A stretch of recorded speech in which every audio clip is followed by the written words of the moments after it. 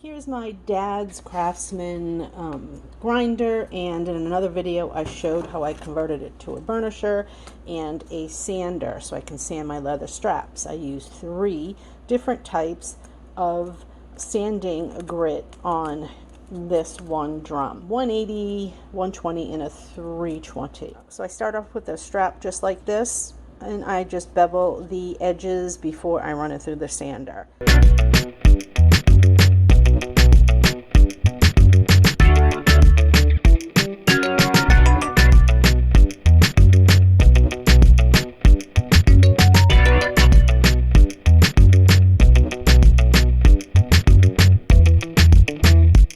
This is how it looks when I'm all done sanding and burnishing.